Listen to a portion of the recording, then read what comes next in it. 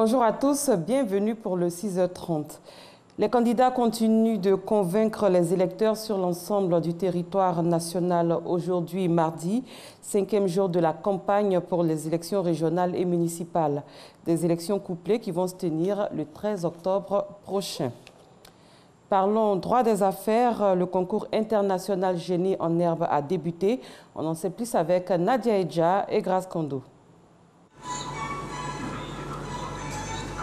C'est par un film institutionnel qu'a débuté la cérémonie d'ouverture de cette 10e édition du concours international Génie en herbe OHADA. En 10 ans, on a des participants qui ont intégré le milieu professionnel, que ce soit en entreprise, dans des banques ou dans des professions judiciaires, avocats et magistrats, et à d'autres dans l'enseignement également, peut dire grâce au concours.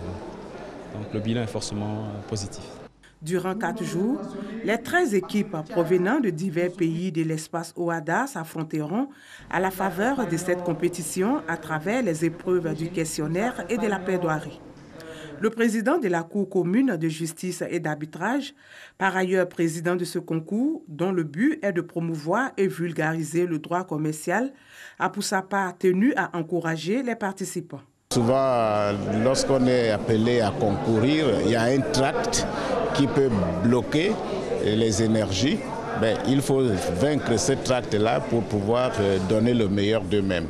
Le vainqueur de cette 10e édition sera connu au soir du 6 octobre prochain. Il repartira avec des lots en nature et des stages professionnels. Le procès de Laurent Gbagbo et Charles Blé Goudé a repris ce lundi à la Cour pénale internationale avec la réouverture d'audiences clés. L'ancien président ivoirien et son ex-ministre sont accusés de crimes de guerre et crimes contre l'humanité commis lors de la crise post-électorale de 2010. Ils demandent tous les deux l'acquittement. Sidonie Davila. Le procès Laurent Gbagbo et Charles Blé Goudé a repris ce lundi à La Haye. La défense, qui estime que le procureur de la CPI n'a pas été en mesure de prouver les accusations, demande l'acquittement des deux accusés. Rappelons que Laurent Gbagbo et Charles Blé Goudé sont soupçonnés des crimes contre l'humanité. Pour les avocats de la défense, un non-lieu doit être prononcé.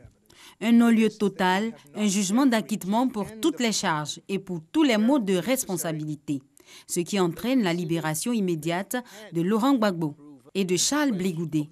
La défense de Charles Blé Goudé, qui abonde dans le même sens, a fait les mêmes demandes. À la reprise du procès ce lundi, l'accusation a montré son opposition à la prononciation d'un non-lieu à la phase de mi-parcours de ce procès. Elle s'est attelée à démonter la requête introduite par les équipes de défense des deux accusés. Laurent Gbagbo, l'ancien président ivoirien, est emprisonné à La Haye depuis 7 ans et Charles Blé Goudé, ex-chef du mouvement des jeunes patriotes, est lui en prison depuis un peu plus de 4 ans. La campagne de commercialisation 2018-2019 du cacao a démarré. Le prix minimum garanti aux producteurs est de 750 francs CFA. Il est en hausse de 50 francs CFA par rapport à la campagne précédente. Ce prix borchamp a été fixé sur la base de résultats anticipés et tient compte des prévisions d'évolution du marché dans les prochains mois, comme nous l'explique Lansine Bakayoko. À l'exception de la taxe d'enregistrement qui passe à 1,5%, le barème qui permet de fixer le prix du kilogramme de cacao n'a subi aucune modification. Pour ce prix borchamp fixé à 750 francs CFA, en hausse de 50 francs par rapport à la campagne précédente, le Conseil Café-Cacao prévient qu'il n'autorise aucune réfaction. Des mesures d'accompagnement ont d'ailleurs été prises pour faire respecter ce prix minimum garanti sur le terrain. Le dispositif de contrôle des prix et de la qualité est maintenu. Pour lutter contre les pratiques des opérateurs véreux et la fuite transfrontalière du cacao. La mise en œuvre de la péréquation du transport est maintenue. La durée du portage des stocks par les acheteurs est limitée à 30 jours maximum. Et ce n'est pas tout. Les exportateurs doivent fournir un contrat d'usinage au Conseil Café-Cacao et veiller à faire réceptionner leurs produits dans les usines. D'autres mesures liées aux opérations d'achat ont également été prises. Retenez bien que tout contrevenant à cette disposition s'exposera à une sanction de 50 francs CFA par kilo.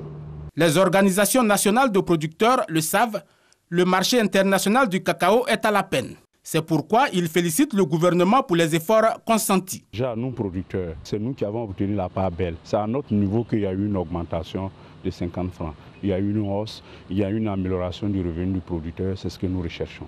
Les producteurs auront voulu avoir plus, mais la réalité est que la tendance n'est pas trop sur le marché. Avec le prix de 750 francs CFA, c'est tout de même un revenu supplémentaire d'environ 100 milliards de francs CFA que vont percevoir l'ensemble des producteurs ivoiriens. 40 investisseurs luxembourgeois séjournent en Côte d'Ivoire les 1er et 2 octobre. Ils entendent développer et implanter des entreprises du Luxembourg dans le pays qui, pour eux, a une économie qui promet. Ces investisseurs luxembourgeois envisagent aussi de relever le niveau des échanges commerciaux entre la Côte d'Ivoire et le Luxembourg. Ahmed Traoré, Justine Seydjiki. Construction et architecture, automobile, télécommunications, énergie renouvelable. Ce sont entre autres les secteurs d'activité des investisseurs luxembourgeois présents en Côte d'Ivoire. Ils sont au nombre de 40 et représentent 27 entreprises. Développer les entreprises luxembourgeoises à l'international, c'est à cela qu'ils se prêtent. D'où le choix de la Côte d'Ivoire qui, selon eux, est une économie prometteuse. Vu le développement économique en Côte d'Ivoire, il y a certainement aussi du potentiel pour les affaires entre le Luxembourg et la Côte d'Ivoire. Luxembourg étant aussi un pays francophone, ce qui est souvent pas connu, et certainement aussi une base solide pour le développement des affaires entre nos deux économies. Une initiative jugée opportune par le premier vice-président de la Chambre de commerce et d'industrie de Côte d'Ivoire. Le Luxembourg est un pays très particulier parce que c'est un pays qui est petit, mais qui est très développé et qui a un savoir-faire dans un certain nombre de domaines.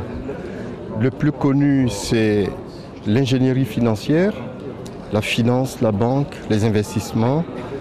Et au-delà de ça, ce qu'on sait moins, c'est tout ce qui est grosses infrastructures. Ils ont de très très bonnes entreprises de travaux publics. Ils ont de très très bonnes entreprises de transport. C'est un pays étonnant parce qu'il défie toutes les lois des logiques économiques, parce qu'ils n'ont pas le dividende de la taille. Et c'est pour ça que c'est un pays intéressant dont nous avons beaucoup à apprendre. Selon les statistiques, le niveau des échanges commerciaux entre le Luxembourg et la Côte d'Ivoire reste encore faible. Le montant est passé de plus de 500 milliards de francs CFA en 2015 à environ 300 milliards de francs CFA en 2017. Des femmes s'engagent à financer des projets menés par des femmes à travers le Women Investment Club. Elles comptent mobiliser des fonds en vue de financer l'entrepreneuriat féminin. Plus de 500 millions de francs CFA sont estimés pour les 2 prochaines années.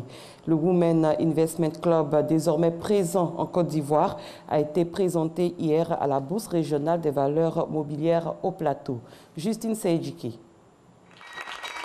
Un club d'investissement créé par des femmes pour soutenir l'entrepreneuriat féminin. C'est le deuxième du genre en Afrique subsaharienne après celui du Sénégal. Le Women Investment Club WIC Côte d'Ivoire compte mobiliser en moins de 2 ans plus de 500 millions de francs CFA pour former les femmes du secteur informel, investir et financer l'entrepreneuriat féminin. Quand on mobilise une épargne, notre objectif après c'est de nous associer avec d'autres organismes pour pouvoir avoir une base beaucoup plus large qui va nous permettre d'offrir du financement à plusieurs personnes de différentes couches de population.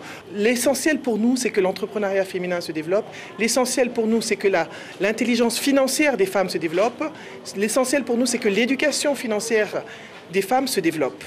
La Bourse régionale des valeurs mobilières, BRVM, initiatrice de clubs d'investissement depuis 2013, en compte 57 qui totalisent 947,7 millions de francs CFA d'investissement. Un seul est consacré aux femmes, celui du Sénégal. C'est d'ailleurs pourquoi la BRVM Abidjan, les partenaires et les ministères de tutelle saluent la naissance du WIC Côte d'Ivoire. Les femmes représentent, suivant les statistiques disponibles, 49,6% de la population mondiale en 2017. Elle représente 50,1% de la population de l'Afrique subsaharienne et 49,3% de la population ivoirienne. Il est tout à fait normal que la moitié de la population mondiale et plus de la moitié de la population de notre sous-région puissent être largement impliqués dans les activités de production et de création de richesses dans notre sous-région, dans notre Union. Au nombre des 13, les membres fondatrices comptent sur une adhésion massive des femmes. Le coût de l'adhésion, 5 millions de francs CFA par personne et 100 000 francs CFA par mois pour la cotisation. Ailleurs, le chef de l'État nigérien Muhammadu Buhari a prononcé son dernier discours à la nation à l'occasion du jour de l'indépendance du Nigeria avant la présidentielle de 2019. Le président Muhammadu Buhari brigue un deuxième mandat. Il a défendu son bilan dans une allocution apparue comme le manifeste de son gouvernement. En Somalie, 2 civils ont été blessés hier dans la capitale Mogadiscio lorsqu'un kamikaze à bord d'un véhicule chargé d'explosifs a percuté un camion d'un convoi militaire de l'Union européenne transportant des soldats italiens. Les insurgés Shebab ont revendiqué sur Internet l'attaque contre, je cite, les chrétiens de l'Union européenne. Fin de citation. C'est une légende de la chanson française qui s'est éteinte. Charles Aznavour est décédé à l'âge de 94 ans dans la nuit de dimanche à lundi. Son décès est survenu à son domicile dans les Alpilles, dans le sud de la France. La France entière qui lui rend hommage depuis l'annonce de sa disparition. Charles Aznavour, né Chanour Varinag Aznavourian, est né le 22 mai 1924 à Paris, de parents arméniens. Avec des chansons telles qu'Emmenez-moi, Je me voyais déjà ou La Bohème, le chanteur franco-arménien a traversé les époques. Il a plus de 70 ans de carrière et 40 ans de succès. Ainsi prend fin ce 6h30. Merci de l'avoir suivi. Très bon début de journée à tous et à toutes.